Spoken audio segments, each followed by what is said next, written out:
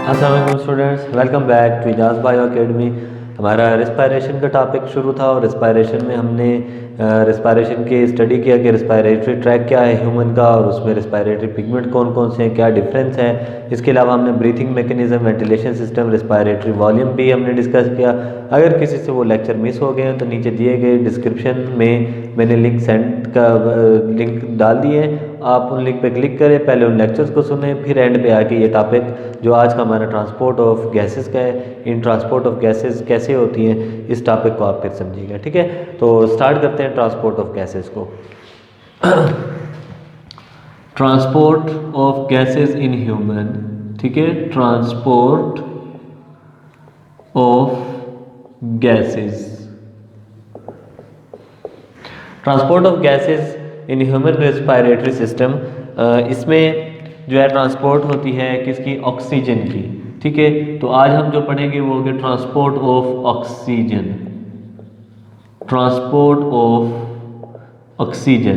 तो transport of oxygen को पढ़ने के लिए हमें पता होना चाहिए कि ट्रांसपोर्ट जो है ऑक्सीजन की दो तरह से होती है। या तो ये रेड ब्लड सेल्स में मौजूद हीमोग्लोबिन प्रोटीन के थ्रू होती है, ठीक है, या फिर ये ब्लड में जो है वो ब्लड के प्लाज्मा में डिज़ोल्व होके, ब्लड प्लाज्मा में डिज़ोल्व होके इसके ये ट्रांसपोर्ट होता है। ठीक है, तो कितनी अमाउंट जो Hb है या हीमोग्लोबिन है, हीमोग्लोबिन के ज़रिए जो ऑक्सीजन ट्रांसपोर्ट होता है वो होता है 97% ऑफ ऑक्सीजन, और जो ब्लड प्लाज्मा के थ्रू जो है ट्रांसपोर्ट होता है वो होता है टोटल 3%। ठीक है, हीमोग्लोबिन के थ्रू ऑक्सीजन जो ट्रांसपोर्ट होता है तो इसका रिएक्शन कुछ यूँ होता है कि haemoglobin oxygen at a time जो है ऑक्सीजन के 4 मॉलिक्यूल हीमोग्लोबिन के साथ आके अटैच होते हैं और अटैच होके ये ऑक्सी हीमोग्लोबिन बनाते हैं। ये क्या बनाते हैं, ये ऑक्सी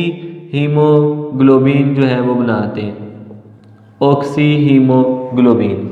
ठीक है, ये बनाते हैं ऑक्सी हीमोग्लोबिन। अच्छा, ये ऑक्सी हीमोग्लोबिन के अगर हम देखें तो इसमें थोड़े से कैलकुलेशंस कर लेते हैं। कैलकुलेशंस क्या करेंगे, इसकी कैलकुलेशन में कुछ यूँ है कि अगर 1 ग्राम Hb हो, हीमोग्लोबिन हो, तो ये 1.34 ml ऑफ ऑक्सीजन को कैरी कर सकता है। ठीक है, और है ना, इसी हिसाब से 100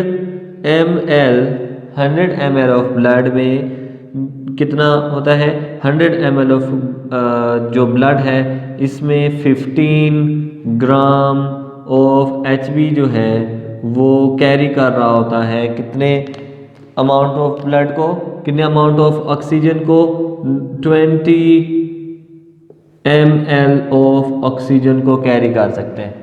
ठीक है, चले तो अब हम देखते हैं कि 100 ml ऑफ ब्लड में ये 15 ग्राम ऑक्सीजन 20 ml ब्लड को कैरी कर सकता है। और इसी तरह हम आगे लेके चलते हैं इसको ऑक्सीजन की ट्रांसपोर्ट को। तो उसके लिए हमें यहाँ पे एक टेबल भी ड्रा करना पड़ेगा और टेबल के साथ यहाँ पे एक डायग्रामेटिकली भी थोड़ा समझेंगे कि फॉर एग्जांपल यहाँ पे एक हार्ट है। ठीक है, हम यहाँ पे हार्ट बना लेते हैं क्योंकि हार्ट में से ऑक्सीजन जो है वो ट्रांसपोर्ट होना है टुवर्ड्स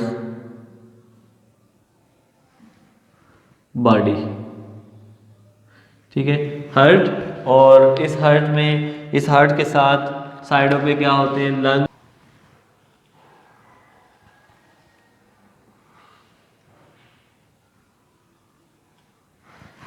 तो हमने लंग्स ड्रा कर दिए। अच्छा, लंग्स में इसके अलावा फॉर एग्जांपल नीचे हम बॉडी है पूरी। ठीक है, ये क्या होगी, ये होगी बॉडी। ठीक है, बॉडी में जो है वो ब्लड आएगा। हम सपोज कर लेते हैं कि बॉडी में अभी ब्लड से ट्रांसपोर्ट होगी। यहाँ पे हम एक टेबल ड्रा कर लेते हैं। ठीक है, इसमें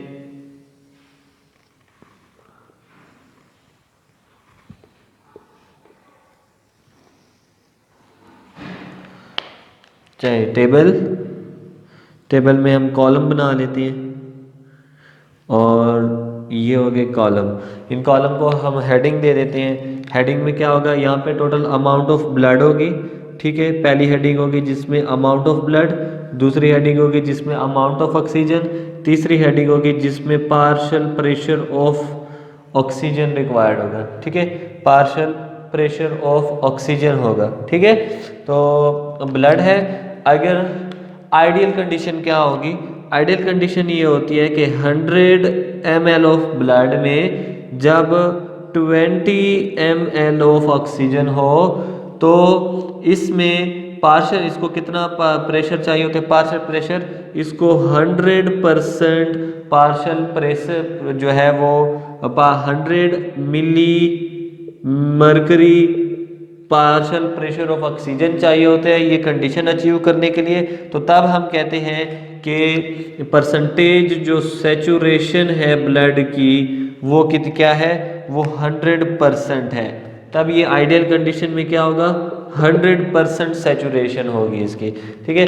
लेकिन ऐसा होता नहीं है, ठीक है। ये कंडीशन अचीव नहीं होती बॉडी में। क्यों नहीं होती, अगर हम देखें ये बॉडी है, जब बॉडी से डीऑक्सीजनेटेड ब्लड दोबारा हार्ट की तरफ जाता है तो तब डीऑक्सीजनेटेड ब्लड में पर 100 ml ऑफ ब्लड में कितना 4 ml ऑफ ऑक्सीजन होता है और इसकी सैचुरेशन जो होती है वो होती है 75। पार्शियल प्रेशर इसको चाहिए होता है 40 मिली मरकरी पार्शियल प्रेशर इसको चाहिए होता है ये कंडीशन अचीव करने के लिए, और तब ये 75% सैचुरेटेड होता है, ठीक है। तो जब ये कहाँ पे जा रहा होता है, डीऑक्सीजनेटेड ब्लड टुवर्ड्स हार्ट जा रहा होता है, ठीक है, टुवर्ड्स हार्ट। जब ये हार्ट में चला जाता है, अब हार्ट से ब्लड क्या होता है, हार्ट से ब्लड जो है वो यूँ आता है, ठीक है, और वेंट्रिकल से ये कहाँ पे जाता है, वेंट्रिकल से निकल के pulmonary trunk and then deoxygenated blood deposit होता है इनटू लंग्स। यहाँ पे भी ये किस में डिपॉजिट होगा, लंग्स में डिपॉजिट होगा, ठीक है। लेकिन इसकी सैचुरेशन क्या है, इसकी सैचुरेशन है 75%, 40 mmg का इसका प्रेशर है और साथ में ये 15.4 ml ऑफ ऑक्सीजन को कैरी किए हुए हैं, ठीक है। अब नेक्स्ट कंडीशन क्या होगी, नेक्स्ट कंडीशन ये है, होना तो ये चाहिए था कि जब यहाँ पे ऑक्सीजन या डीऑक्सीजनेटेड ब्लड आया और ये ऑक्सीजन कैरी कर रहा है तो कंडीशन ये वाली बननी थी, ये वाली बननी चाहिए, लेकिन ये वाली कंडीशन नहीं बनती। ये वाली कंडीशन क्यों नहीं बनती, इसको थोड़ा सा देखते हैं कि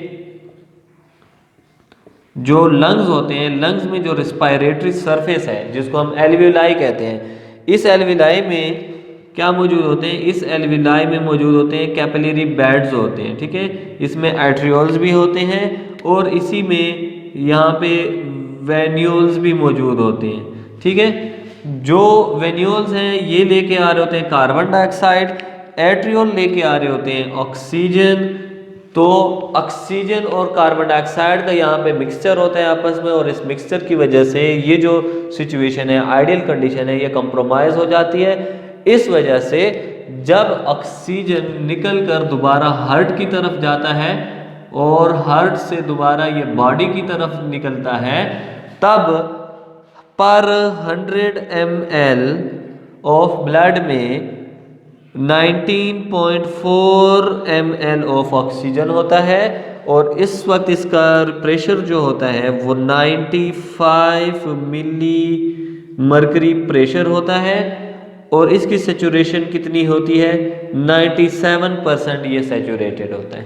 कितने परसेंट, 97% सैचुरेटेड होता है। तो ये कंडीशन आपको समझ आ गई कि ये एक नॉर्मल कंडीशन में, किसमें, नॉर्मल कंडीशन में, नॉर्मल हालत में ये जो है अमाउंट ऑफ ऑक्सीजन और सैचुरेशन ऑफ ब्लड जो है हमें हमारे या ह्यूमन रिस्पायरेटरी सिस्टम में होती है या ह्यूमन सर्कुलेटरी सिस्टम में। क्लियर है ट्रांसपोर्ट ऑफ ऑक्सीजन के हवाले से।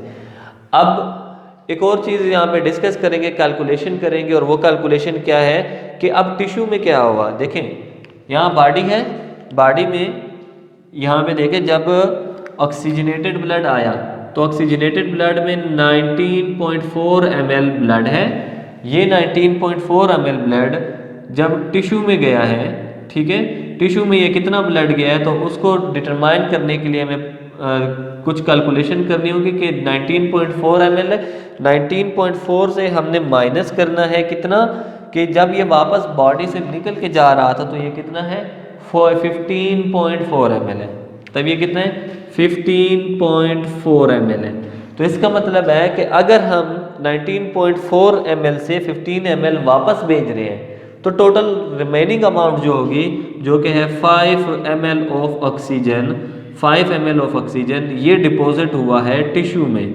ये कितना डिपॉजिट हुआ है टिश्यू में, इतना डिपॉजिट हुआ है, ठीक है, या इतना यूटिलाइज किया है टिश्यू ने। बाकी रेस्ट ऑफ द ऑक्सीजन को दोबारा कार्बन डाइऑक्साइड को एक्सहेल करते वक्त एक्सहेल कर दिया गया। ठीक, ये क्लियर है, ये नॉर्मल कंडीशन थी। अब आते एक्सरसाइज कंडीशन में, जब कोई हार्ड वर्क हो रहा होता है, हार्ड काम हो रहा होता है, तो तब एक्सरसाइज कंडीशन में जब डीऑक्सीजनेटेड ब्लड दोबारा हार्ट की तरफ मूव करता है तो तब इस ब्लड में 100 ml ऑफ ब्लड में 4.4 ml ऑफ ऑक्सीजन होता है, और इसको पार्शियल प्रेशर उस वक्त इसका होता है 18 मिलीमीटर, इसका पार्शियल प्रेशर होता है, और 20% ये सेचुरेटेड ब्लड होता है। ये कितना परसेंट सेचुरेटेड होता है 20%, ठीक है। तो 100 ml में 4.4 ml है और 18 मिली मर्करी इसका प्रेशर है, जबकि जो 20, ठीक है, 20% इसकी सेचुरेशन है। अब इसको ज़रा काउंट करते हैं, इसको काउंट करते हैं तो तब ऑक्सीजन कितना यूटिलाइज हुआ है, गौर से सुनेगा, ठीक है। तो गौर से सब सुने, तो इसमें जब बॉडी को ब्लड आ रहा था तो 19.4 ml था उसमें ऑक्सीजन, लेकिन एक्सरसाइज के दौरान जब ब्लड से ये वापस गया है, बॉडी से ये वापस गया है, तो तब इसमें 4.4 ml ऑफ ऑक्सीजन था, जो कि rest of the carbon dioxide के साथ एक्सहेल हुआ। अब दोनों को माइनस किया तो हमें क्या मिला 5 ml ऑफ ऑक्सीजन, जो कि यूटिलाइज हुआ है किस में, टिश्यू में, ड्यूरिंग एक्सरसाइज और any hard work, during exercise या एनी हार्ड वर्क जो है ये डिलीवर हुआ है। क्लियर है? तो ये कंसेप्ट है ट्रांसपोर्ट ऑफ ऑक्सीजन का और उसकी कैलकुलेशंस हैं। होप सो कि आपको इजीली समझ आए होंगे। अगर नहीं समझ आए तो इस लेक्चर को दोबारा सुने, नीचे कमेंट करें ताकि हम आपको मज़ीद आसान तरीके से इसको समझा सकें। नेक्स्ट टॉपिक जो है वो ट्रांसपोर्ट ऑफ कार्बन डाइऑक्साइड है। आप इसको समझिए, तब तक हम उस लेक्चर की वीडियो जो है आप तक पहुंचाते हैं। ठीक है, तो तब तक के लिए अल्लाह हाफ़िज़।